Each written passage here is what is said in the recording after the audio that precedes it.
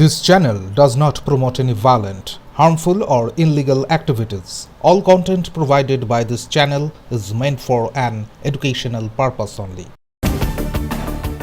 Rail আবাসন থেকে rail কর্মীর স্ত্রীর রক্তাক্ত দেহ উদ্ধার, সুরক্ষা নিয়ে উঠেছে প্রশ্ন।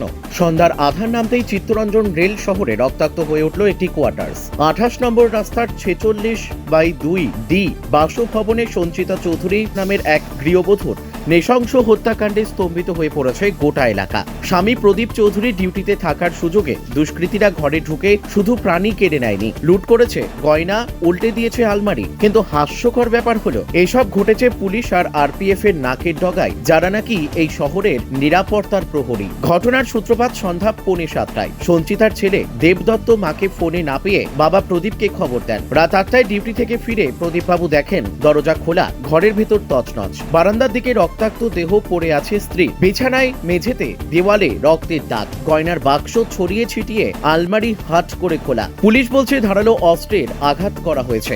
ঘরের অবস্থা দেখে স্পষ্ট মৃত্যুর আগে সঞ্চিতা শেষবারের মতো লড়াই করেছিলেন। 9টা নাগাদ আমাদের আইসি চিত্তরঞ্জন সাহেব আমাকে ফোন করে, একটা ছোটোখাটো একটা ঘটনা ঘটে গেছে।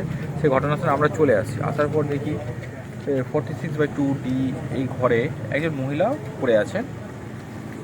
স্ট্যাবিং ইঞ্জুরি গলায় পেয়েছি, ঠিক আছে, আরও কয়েকটা ইঞ্জুরি, কয়েকটা 4-5টা ইঞ্জুরি, স্ট্যাব ইঞ্জুরি পেয়েছি।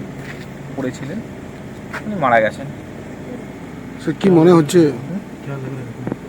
এটা তো মার্ডার মনেই হচ্ছে, ঠিক আছে, এবার দেখা যাক কী হয়। স্যার ইনভেস্টিগেশন আছে।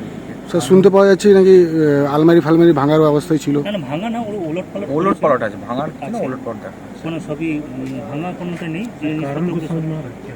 কোনো আন্ডার ইনভেস্টিগেশন বলা যাবে না এই মুহূর্তে, তো এই ঘটনাটা দেখতে এই কিছুক্ষণ আগেই হয়েছে। কিন্তু কোথায় ছিল সেই নিরাপত্তা যার ওপর ভরসা করে এই শহর বাস করে? চিত্তরঞ্জন পুলিশ আর আরপিএফ ঘটনাস্থলে পৌঁছে তদন্ত শুরু করেছে, কিন্তু এই সুরক্ষিত রেল কলোনিতে এমন কাণ্ড যেন তাদের দক্ষতার গালে সপাটে চর। এত জওয়ান, এত চোখ, তবু দুষ্কৃতীরা ঢুকলো কিভাবে? লুট করলো, খুন করলো আর নির্বিঘ্নে পালালো। বাসিন্দাদের মুখে একটাই কথা, এই নিরাপত্তা যদি আমাদের রক্ষা না করে তবে এর মানে কি?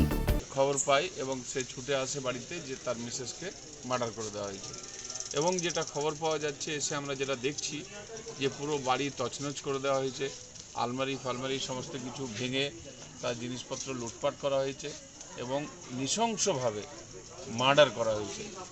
যেটা চিত্তরঞ্জন শহর এত সেফটি, সিকিউরিটি, এত প্রোটেক্টেড এরিয়া, তা সত্ত্বেও কিভাবে বাইরের লোকরা এবং এই সমস্ত সমাজবিরোধীরা এসে এই কাজ করে যাচ্ছে, এটাকে আমরা খুবই গভীরভাবে দেখছি এবং আমরা অ্যাডমিনিস্ট্রেশনের কাছে দাবি রাখব যে এটাকে খুব গুরুত্ব সহকারে দেখে আগামী দিনে যেন এই ধরনের কোনো ঘটনা না ঘটে। কারণ আমরা এখানে পরিবার নিয়ে থাকি, খুবই দুশ্চিন্তার মধ্যে আগামী দিনে আমাদের থাকতে হবে যে আমরা ডিউটি যাব।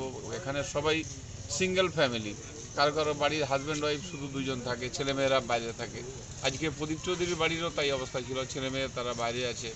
এইবার হাজব্যান্ড ওয়াইফ দুজন, হাজব্যান্ড ডিউটি গেছে, ওয়াইফ বাড়িতে একা। এই অবস্থায় বাইরের দুষ্কৃতীরা তারা এসে মার্ডার করে দিয়ে জিনিসপত্র লুটপাট করে নিয়ে চলে গেছে। এটা একটা ভীষণ দুশ্চিন্তার মধ্যে আছি।